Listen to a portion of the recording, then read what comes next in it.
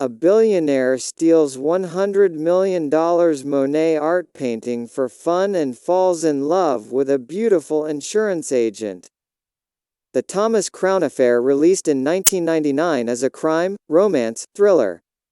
The Thomas Crown Affair is the 1999 remake of The Thomas Crown Affair, 1968, directed by John McTiernan and starring Pierce Brosnan as Crown and Renee Russo as Catherine Banning, the insurance investigator looking into an art theft masterminded by Crown. Self-made billionaire Thomas Crown is bored of being able to buy everything he desires.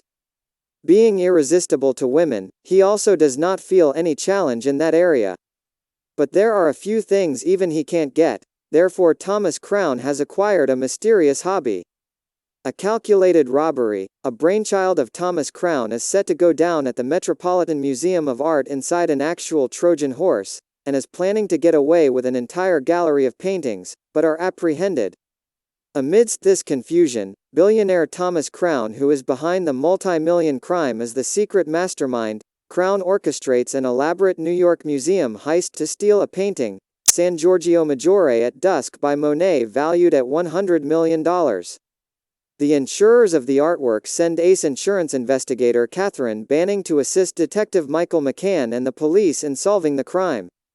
Following the historic robbery, New York Police Department Detective Michael McCann heads the investigation into the theft of the $100 million artwork. NYPD's Detective Michael is given a hand in the investigation by one of the finest insurance investigator, Catherine Banning. Catherine is working on behalf of the insurance agency responsible for the stolen painting, essentially a property bounty hunter. However, she behaves as if she's a sworn police officer, being allowed to interrogate suspects. Crown lends a Pissarro to the Metropolitan Museum of Art to fill the Monet's space in the museum, and immediately Catherine Banning suspects Crown. From the beginning, Banning suspects Crown is behind the theft. A game of cat and mouse ensues that results in their becoming lovers and gives Crown exactly what he was seeking, as his psychiatrist puts it, a worthy adversary.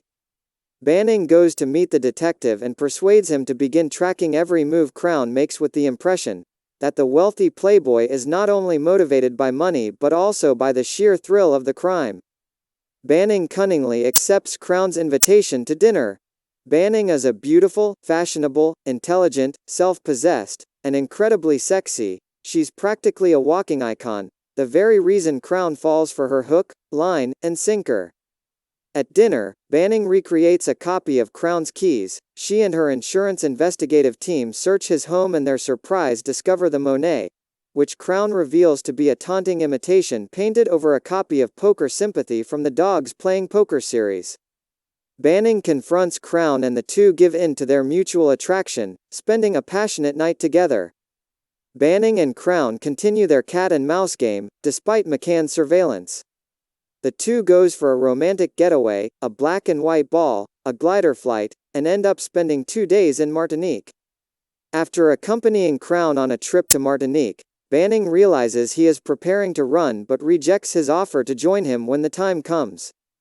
McCann presents Banning with photographs of Crown with another woman, Anna, complicating her feelings toward the case and her prime suspect. Things take a sudden twist. Banning and McCann discover that the fake Monet is in fact an expert forgery that could only have been painted by someone with access to the original.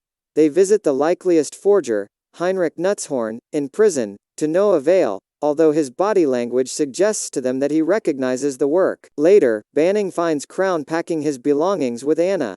He promises Banning his interest lies with her alone, stating that Anna works for him but he would be compromising her to define the nature of their association. Crown offers to return the Monet by putting it back on the wall of the museum, and gives Banning a time and place to meet him when he's finished. Tearfully, Banning leaves and informs McCann. The following day, the police stake out the museum, waiting to arrest Crown. Banning learns from McCann that the fake Monet was painted by Anna, the imprisoned forger Nutzhorn as her father, a former business partner of Crown, who became her guardian. Crown arrives and advertises his position in the lobby. The police soon realize that Crown expected Banning to turn him in and that he has set up another plot. Before the police can apprehend him, Crown quickly blends into the crowd, aided by lookalikes in bowler hats a la Magritte's The Son of Man. Evading the officers, Crown releases smoke bombs and pulls a fire alarm, setting off the museum's fire sprinklers. His donated Pissarro, hanging in the Monet's place, is washed clean by the sprinklers to reveal the real Monet. Crown's game is made clear. Upon stealing the Monet, Crown had Anna forge the Pissarro over it and returned it to the museum.